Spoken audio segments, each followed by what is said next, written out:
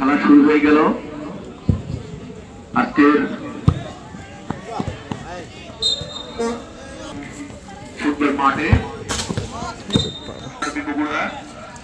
এবং যেটা football academy Bogura আজকে শক্তিশালী যারা বগুড়ায় বিভিন্ন মাঠে মাঠ কাটিয়ে থাকেন সেসব প্লেয়ারদেরকে নিয়ে আজকের এই মাঠে আপনাদেরকে আনন্দ দিতে এসেছেন। আজকের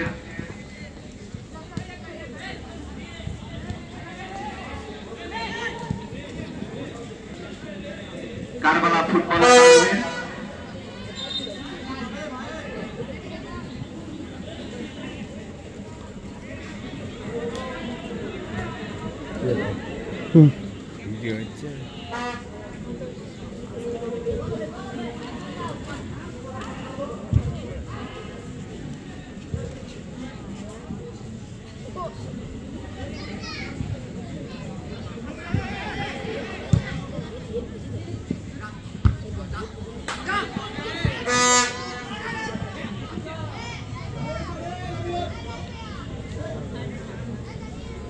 খেলা শুরু হয়েছে।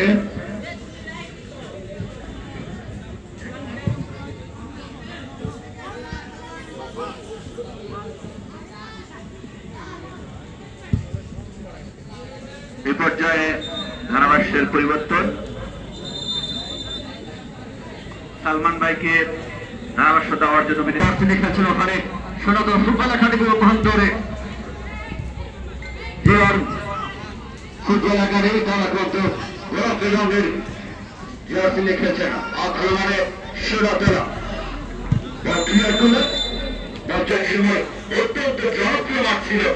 যেখানে প্রতিটা সময় আজানের জন্য একটু বিরতি নামাজ শেষে আমরা পড়তে যাবো।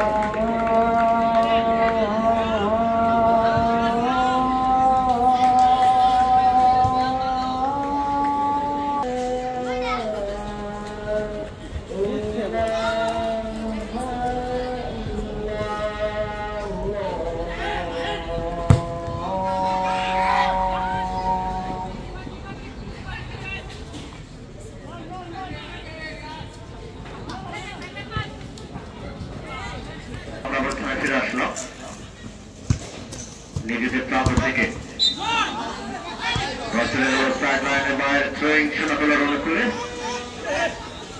কিছুটা চাপ সৃষ্টি করার চেষ্টা করছিল ওখানে সোনাতলা ফুটবল একাডেমি উদ্দেশ্যহীনভাবে বাড়ালেন বছরের আস্তে আস্তে করতে করতে গোলরক্ষক সাইদের বিশ্বস্ত হাতে নাও কাকে দিবেন দেখছেন ঠিকভাবে বানাতে পারেননি তাকে করা মার্কিং কে রেখেছিলেন লাকি 7 চমৎকার পাস আক্রমণের চেষ্টা সেরাতলা চমৎকার মারাস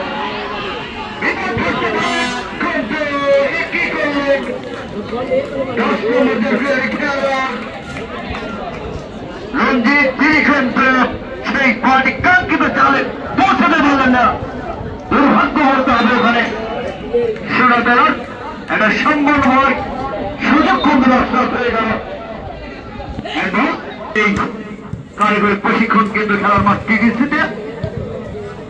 লাল বর্ণের জার্সি খেলছেন সেরাতলা 9 নম্বর জার্সির খেলোয়াড় টোকা দিলেন ঠিকভাবে বাড়াতে পারেন আমাদের তার কাছে কাকে দিবেন দেখছেন চমৎকার ভাবে ধরে করেছেন অফসাইড বিনিবন্ধের কারণে ফ্রি কিক ওখানে